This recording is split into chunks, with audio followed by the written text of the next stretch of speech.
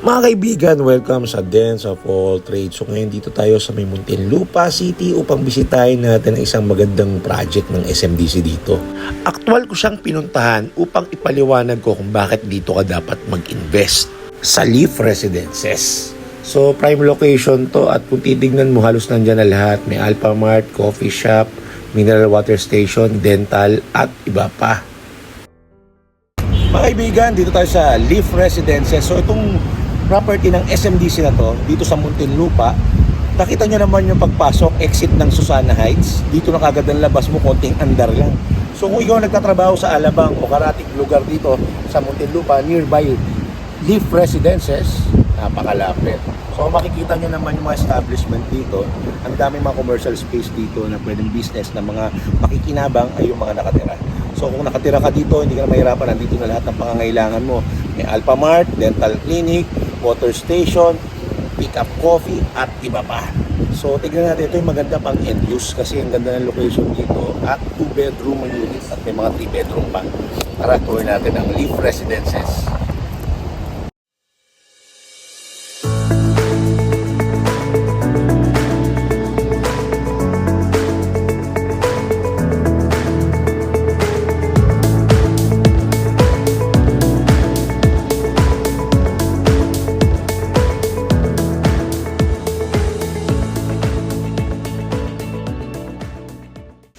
Meron siyang eleganteng lobby at alagang-alaga ng management ang buong condominium.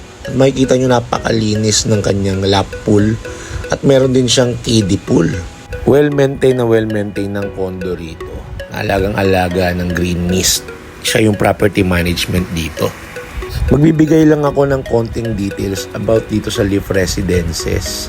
So itong Leaf Residences ay may 4 na building. Building A, B, C, and D. So yan po yung itsura ng site development niya at meron siyang 8th floor, 'di ba? At ayan po yung mga typical unit niya sa building A. Majority po ng unit dito is puro 2-bedroom unit. So napakaganda po mag-invest dito at malalaking cut po. Meron po siyang mga konting unit na studio, 1-bedroom at studio end. 3-bedroom, konti lang din. Gaya nito sa Tower C, isa lang. So sa mga interesado, pwede ka na mamili kung saan building ang maganda. So ngayon, mag-stroll tayo ngayon. 2-bedroom with balcony. Actual tripping tayo sa mock-up unit namin dito. So pwede tayo mag-visit dito, actual site, kung may kasama kang ahente. At ayan po, matitripping ka ng one of my agent o pwedeng ako rin. So ayan po yung 2-bedroom with balcony. Gaya ng sabi ko, mas marami po ang 2-bedroom. Pero ang mga 2-bedroom with balcony, konti lang po. So, baka meron pa po tayong makita. Diba? Sayang, ganda na yun to, may balcony pa. So, isa pang unit dito, ito yung typical unit, 2-bedroom. Halos 90% ng unit ay 2-bedroom dito. So, ayan po yung itsura ng mock-up unit namin ng 2-bedroom, 28.52 square meter. Diba? Ang dami pang pagpipilian. Nakita ko may mga EOP units na which means na pwede nang ma-turnover.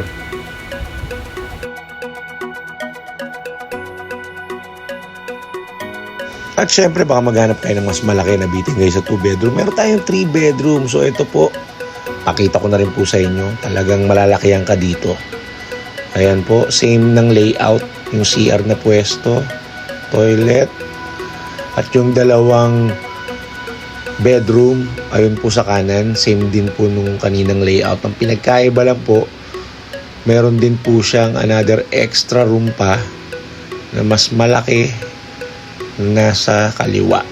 Ayan ho yung itsura. 3-bedroom ng Leaf Residences. Meron din po tayong mga konting unit na studio end at studio with balcony, 1-bedroom at 3-bedroom with balcony. So, I invest in Leaf Residences. First, syempre, nasa prime location tayo. Kung titignan nyo yung location dito, makikita nyo na sa MCX, paglabas mo, nandun ka na sa Leaf Residences, konting andar na lang. Sa SLEX naman, Susana Heights exit, napakalapit mo rin. Marami kang choices na pwedeng daanan, kaya iwas traffic. Maganda pa rito, nasa heart of progress and development ng the South. So, napakalapit niya sa Philinvest City, Vista City at Southwood City. Karamihan na nag-invest dito nagtatrabaho sa Alabang o yung mga malalapit lang sa vicinity ng Leaf Residences. Mostly Laguna rin yung iba. Very accessible at lahat ng kailangan mo nandito na nearby sa area. Honestly, maganda talaga ang Leaf Residence for end use.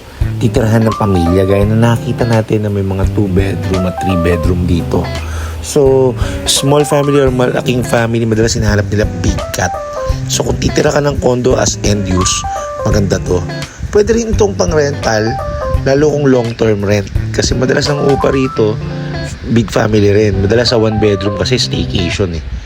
Or konti lang yung uupa, 2 tao, 3 ng 4. Pero pag marami pamilya dito, tamang-tama sa'yo ang mga cut ng unit dito. At mura compare sa mga prime city sa Metro Manila. So, how to avail a unit sa Leaf Residences? So, ang Leaf Residences, may mga nakatira na po dito. Pero yung ibang unit po, malapit na pong matapos, malapit na rin pong i-turnover. So, kung gusto mong tumira ng Leaf Residences, meron na po tayo ready for occupancy. So, ito po yung sample ng aking computation na ibibigay sa'yo na 2-bedroom. Choose a unit. So, halimbawa na lang po, yan po nakakuha nating unit. Ayan po yung unit is 28.52 square meter, 2-bedroom unit, city view at building C, ground floor, unit 26. So, yan po napili natin, ready for occupancy na. Na-check po natin sa system na itong unit pwede na ma-turnover. So, first step natin ngayon is reservation stage. So, magre-reserve lang tayo ng 30,000 reservation fee and 1 valid ID with signature at meron kaming form na ibibigay na kailangan ma-fill-upan mo with the guidance of our agents. At syempre, dapat meron tayong proof of reservation na ibibigay sa agent natin na requirements yun. So, pag nagbayad na, process na yan at na-book na, magantay lang tayo maximum 1 month. Or baka sumobra pa kung may mga kulang ka requirements, may problema. So, sabi natin 1 month dumating yung email mo. So, it means na book na yung unit mo. So, ang gagawin natin ngayon, ito po yung total ng presyo. 4,613,463. Yan po yung price ng condo. Pero hindi po yan yung babayaran mo. So, pag dumating na po yung schedule of payment, magsisimula na po tayo magbayad. Huwag nyo na po paabutin ng due date ng 200,674. Yan po yung babayaran nyo upang process for turnover yung unit mo. Pero, kailangan po meron kang requirements na DOU, completely signed CTS at na-return sa SMDC. Then, kailangan din natin na nakafile tayo either auto-debit or meron tayong post-dated check na walang sablay. So, balik tayo. Next natin yan, pag okay na lahat at klaro na. So, magsisimula na ka ng maghulog nun after ng 5% down payment. 22 months, 15%. Itong 31,456. Tuloy-tuloy lang yan. Kaya kailangan ma-turnover 90 days. Kung may delay, tuloy-tuloy lang hanggang 22 months. Pero syempre, magiging okay na yan dahil 90 days ang maximum nun. Pero nasa tulong namin, pwede rin natin mapaaga. Depende po sa galaw ng ahente. Siyempre, remaining balance na 3,690,771. So, yan po yung ibabank loan natin. Pero, nakatira ka na ng 22 months. 'Di ba? Pinatira ka muna. So, legit na rent to own po ito. So, after 22 months pa po yan, iintindihin. So, nakatira ka ng hindi ka pa nagbabank loan na zero interest. Yun po. So, sa mga interesado na pang inaantay nyo, schedule na natin, book na natin yung appointment. Meet ka namin. Ayaw magkape. So, please like and subscribe my channel nga pala. Upang marami pa akong mga videos na ipopost dito about realtor life, kung ano yung lifestyle ng mga real estate agent dito sa dens of all trades. Thank you.